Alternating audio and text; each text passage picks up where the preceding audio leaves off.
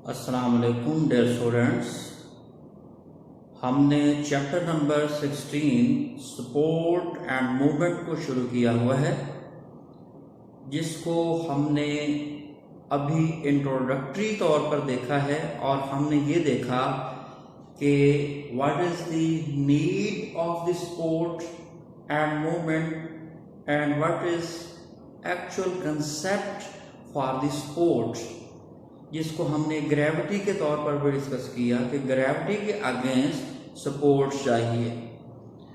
So dear students, हमने previous lecture के अंदर देखा कि दो तरह की सेल्स, कोलन कायमा और सक्लीनन कायमा, ये सपोर्ट में अहम किरदार अदा करते हैं।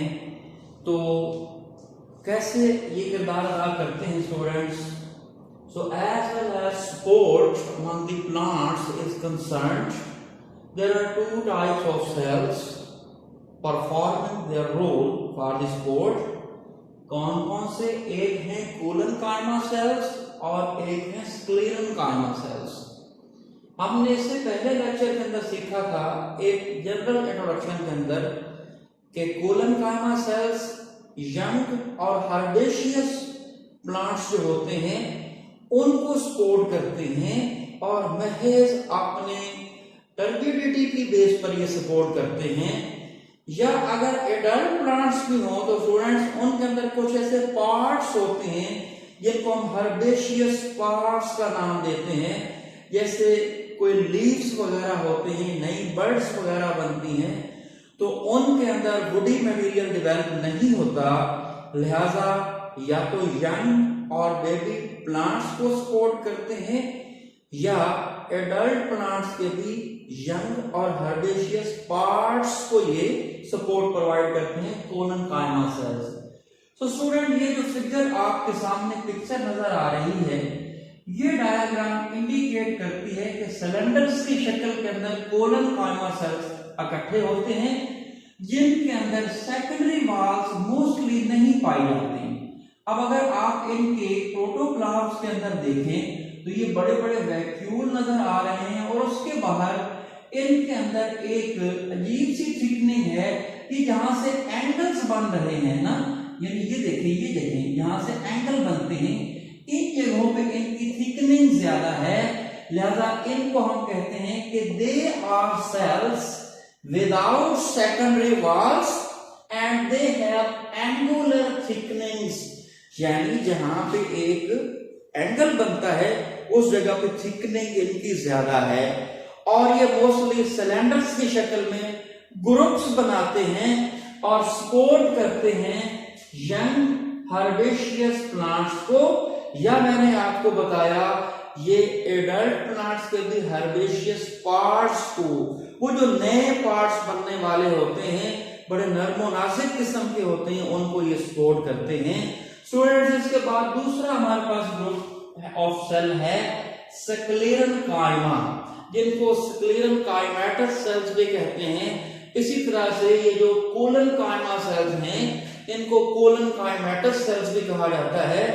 सो sclerenchyma sales basically adult plants को, जो कि वुडी प्लांट्स होते हैं जिनके अंदर सख्त मटेरियल बन जाता है, उनको सपोर्ट प्रोवाइड करते हैं। कल हमने सीखा ना कि टर्बिडिटी जो है वो भी सपोर्ट के अंदर अहम रोल परफॉर्म कर रही होती है।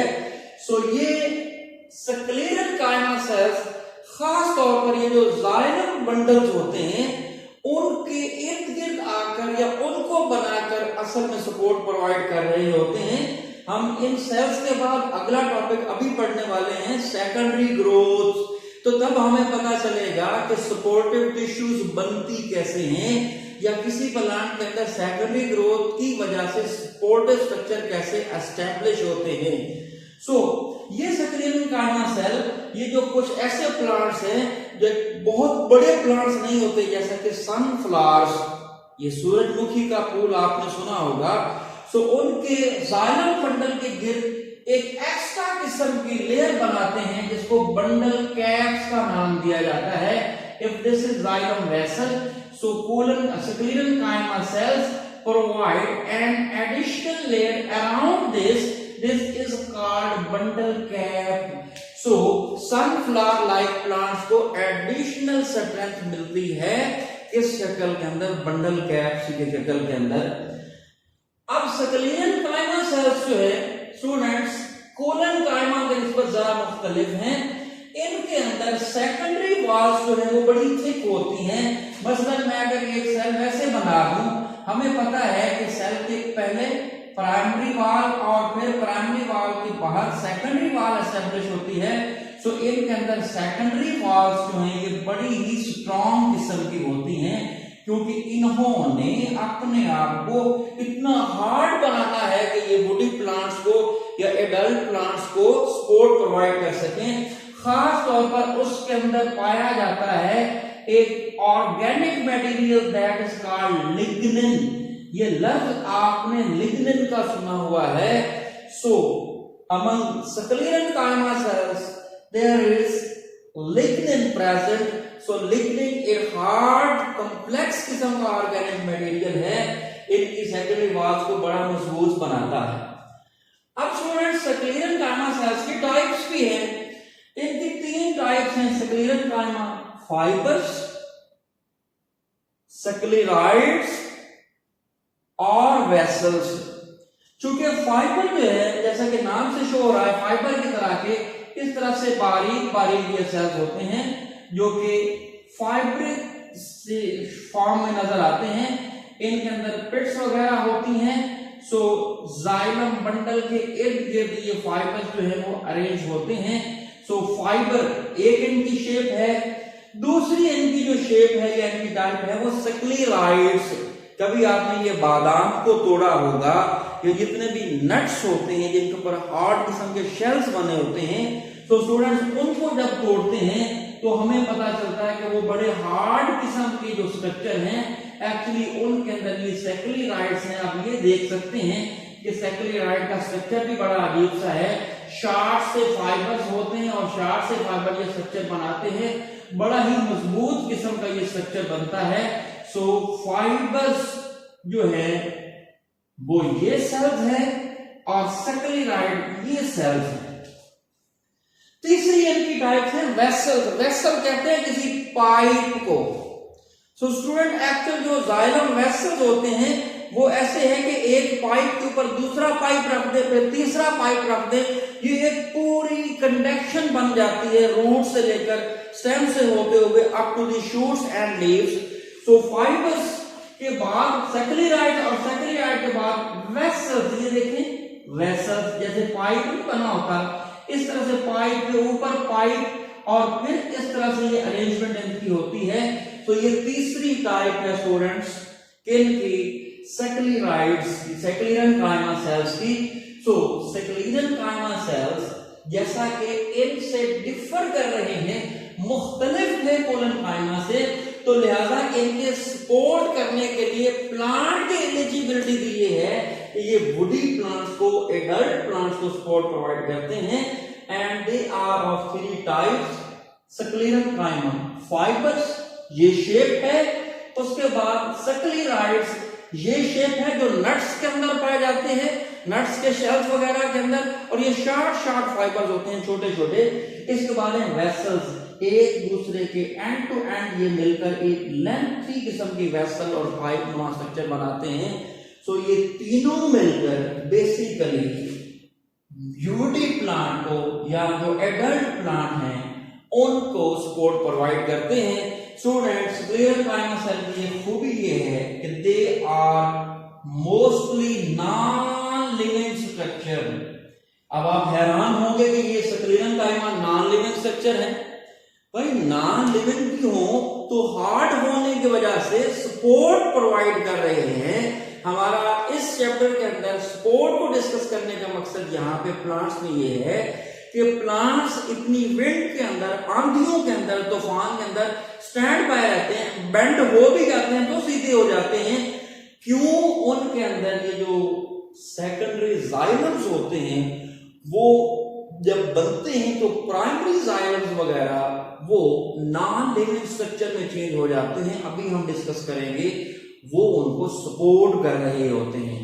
So this is the role and overall function of collenchyma cells and sclerenchyma cells. So students, overall plants के अंदर ये सारा प्रोसेस जो हो रहा होता है असल में उसमें सपोर्टिव स्ट्रक्चर बनने के लिए सेकेंडरी ग्रोथ होना जरूरी है। सो अगर मैं आप लोगों को एक जनरल डिफरेंस बताऊं तो प्लांट के अंदर स्टूडेंट्स दो तरह की ग्रोथ होती है। एक प्राइमरी ग्रोथ है that is increase in the length of the plant, और एक होती है सेकेंडरी ग्रोथ जो कि मोटाई के अंदर, ये गर्थ के अंदर इजाफा करती है। सो सपोर्ट के हवाले से असल में हमने देखना है सेकेंडरी ग्रोथ। सो स्टूडेंट्स, हमें ये पता है कि पिच जो है वो मौजूद होती है दरमियान में। उसके बाद फिर हमने देखा है कि ओवरऑल क्या होते हैं वेस्कुलर बंडल्स। वेस्कुलर बंडल्स जो हैं उनके दरमियान में कैम्बियम है, कैम्बियम के बाहर जो है वो फ्लोएम होता है, फिर कॉर्टिकल टिश्यूज होती हैं और कॉर्टिकल टिश्यूज के बाहर फिर एपिडर्मिस होता है।